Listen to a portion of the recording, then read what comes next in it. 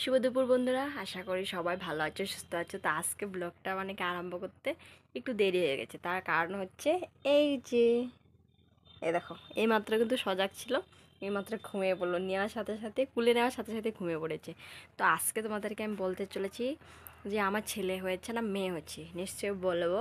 কারণ এতদিন তো বলা হয়নি, এতদিন ব্লগ তো আজকে 2-3 দিন হলো দিচ্ছি, সবার সাথে শেয়ার করছি। তো আর দেখো খদ্দারের অবস্থা দেখো কি, এখানে শুয়ে ছিলাম তো, তো তার জন্য এইমাত্র উঠিয়ে নিয়েছি। তো মশারিটা কি উপরে দিয়ে রাখি, ছোট মশারিতে এখন আর রাখি না, কারণ ও হাত পা এখন নড়ানো শিখেছে। তো তার জন্য শরীরে পড়ে যায়, তার জন্য। আর এদিকে আজকে কিন্তু সুন্দর রৌদ্র উঠেছে, এই দেখো। আর এদিকে আজকে স্নানও করিয়েছি, স্নান করিয়ে দেখো ঘুমিয়ে পড়েছি। এই জি, ওঠো ওঠো ওঠো ওঠো। আর দেখো মাথায় মাথায় চুল কিন্তু নেই। চুল আমাদের কি হয়, 1 মাসের সময় না এই চুলটা ফেলে দেওয়া হয়। তো তখন টাক মাথা করে দিয়েছিলাম। তো এখন আর ভাবছি যে আর টাক মাথা করবো না, তার জন্য।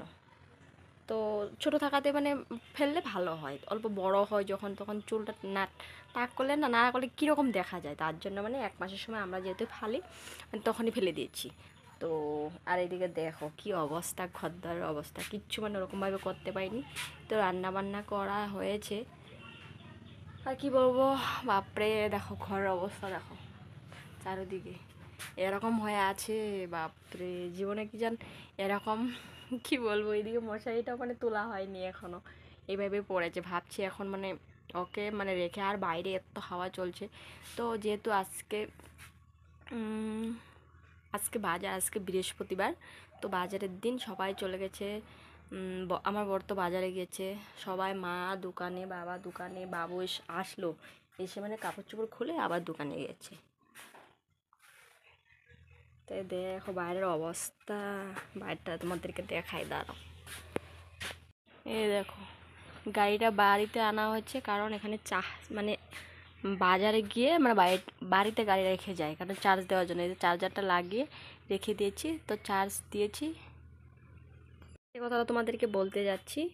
তো ভগবানের অশেষ কৃপায়, তোমাদের সকলের আশীর্বাদে আমার মেয়ে হয়েছে। তার জন্যই এতদিন বলিনি। এই দেখো আমার শোনা মাম্মাম, এটা আমার শোনা মাম্মাম।